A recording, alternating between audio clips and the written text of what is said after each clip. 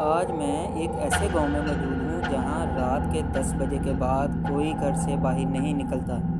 لوگ کہتے ہیں جو 10 بجے کے بعد گھر سے نکلا وہ کبھی واپس نہیں آیا۔ میں نے ان کی باتوں کو ہمیشہ مذاق سمجھا، لیکن آج میں خود یہاں ہوں اور رات کے ٹھیک 10 بجنے والے ہیں۔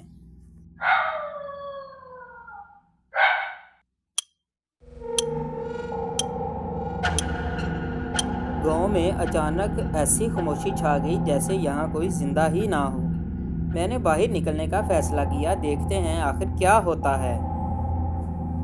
جیسے ہی میں نے دروازہ کھولا، گلی بالکل سنسان تھی، نہ کوئی انسان نہ کوئی آواز، صرف میرے قدموں کی آواز آ رہی تھی۔ میں چل ہی رہا تھا کہ اچانک میرے پیچھے سے آواز آئی، رک جاؤ۔ میں نے فوراً مڑ کر دیکھا، لیکن وہاں کوئی نہیں تھا۔ میرا دل زور زور سے دھڑکنے لگا۔ پھر تھوڑا سا آگے مجھے ایک سایہ نظر آیا۔ میں نے ہمت کر کے پوچھا، کون ہے وہاں؟ پھر وہ سایہ اچانک غائب ہو گیا۔ میں آگے بڑھ ہی رہا تھا کہ مجھے ایک پرانا اور ٹوٹا ہوا گھر نظر آیا، جس کا دروازہ آدھا کھلا تھا۔ میں اندر جانے والا تھا۔ لوگ کہتے تھے اصل راز اسی گھر میں ہے۔ میں نے اندر جانے کا فیصلہ کیا۔ جیسے ہی میں اندر داخل ہوا، دروازہ خود ہی بند ہو گیا۔ میں گھبرا گیا۔ یہ کس نے کیا؟ میرے ارد گرد قدموں کی آوازیں آنے لگی، جیسے کوئی چل رہا تھا۔ میں نے دوسری طرف دیکھا، کیا واقعی وہاں کوئی ہے؟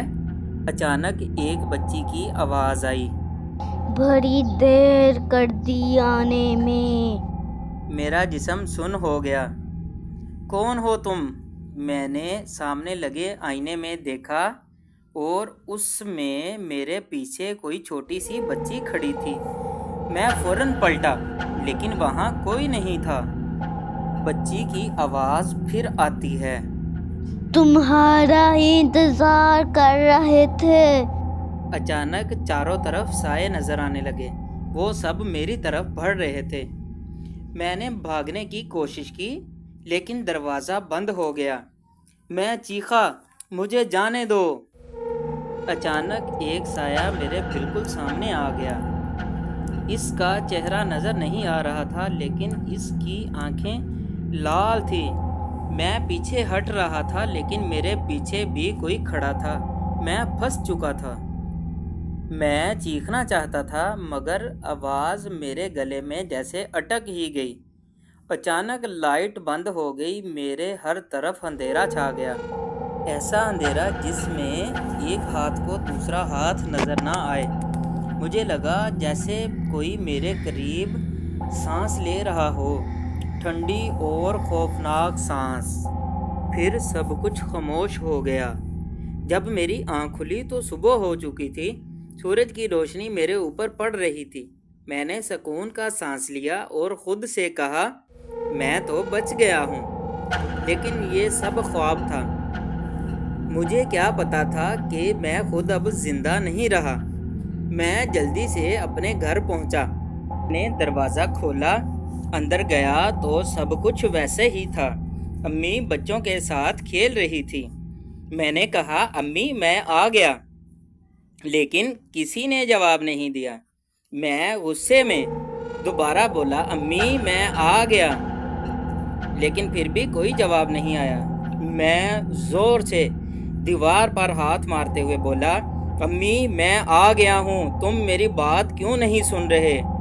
میں چلانے لگا تو اچانک میری نظر سامنے گئی تو میرا دل جیسے سینے سے باہر نکل آیا۔ میرے سامنے میں خود کھڑا تھا، بالکل میری ہی شکل میں، میری ہی آواز۔ وہ مسکرایا، پھر اس نے کہا، تمہیں ابھی تک سمجھ نہیں آیا؟